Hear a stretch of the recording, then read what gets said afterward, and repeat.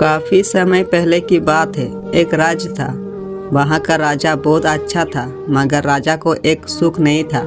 वो ये कि उसके कोई भी संतान नहीं थी और वो चाहता था कि अब वो राज्य के अंदर किसी योग्य बच्चे को गोद ले ताकि वो उसका उत्तराधिकारी बन सके और आगे की बागडोर को सुचारू रूप से चला सके। और इसी को देखते हुए राजा ने राज्य में घोषणा कर दी कि सभी बच्चे राजमहल में एकत्रित हो जाए। ऐसा ही हुआ। राजा ने सभी बच्चों को पौधे लगाने के लिए भिन्न भिन्न प्रकार के बीज दिए और कहा कि अब हम 6 महीने के बाद मिलेंगे और देखेंगे कि किसका पौधा सबसे अच्छा होगा।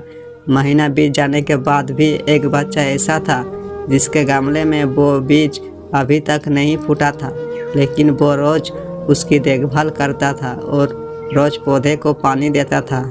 देखते ही देखते 3 महीने बीत गए। बच्चा परेशान हो गया। तभी उसकी माँ ने कहा कि बेटा धीरज रखो, कुछ बीजों को फलने में ज़्यादा वक्त लगता है। और वो पौधे को सींचता रहा। 6 महीना हो गए। राजा के पास जाने का समय आ चुका था, लेकिन वो डर हुआ था कि सभी बच्चे के गमले में तो पौधे होंगे और उसका गमला खाली होगा। लेकिन वो बच्चा ईमानदार था और सारे बच्चे राजमहल में आ चुके थे।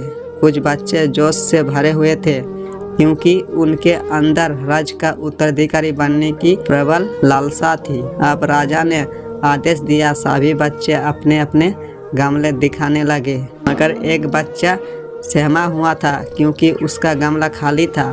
तभी राजा की नज़र उस गमले पर गई। उसने पूछा, तुम्हारा गमला तो खाली है? तो उसने कहा, लेकिन मैंने इस गमले की 6 महीने तक देखभाल की है। राजा उसकी ईमानदारी से खुश था कि उसका गमला खाली है, फिर भी वो हिम्मत करके यहाँ आ तो गया। सभी बच्चे के गमले देखने के बाद राजा ने उस बच्चे को सभी के सामने बुलाया। बच्चा सहम गया और राजा ने वो गमला सभी को दिखाया। सभी बच्चे जोर से हंसने लगे। राजा ने कहा, शांत हो जाइए, इतने खुश मत होइए। अब सभी के पास जो पौधे हैं वो सब बंजर है।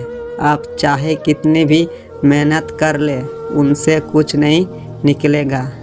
लेकिन असली बीज यही था। राजा उसकी ईमानदारी से बेहद खुश हुआ और उस बच्चे को राज्य का उत्तराधिकारी बना दिया गया।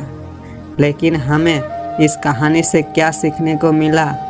मेरे हिसाब से अपने अंदर ईमानदारी का होना बहुत ज़रूरी है। अगर हम खुद के साथ ईमानदारी है तो जीवन के किसी न किसी पड़ाव में सफल हो ही जाएंगे, क्योंकि हमारी औकात हमें ही पता होती है। हम खुद को पागल बनाकर खुद का ही नुकसान करते हैं।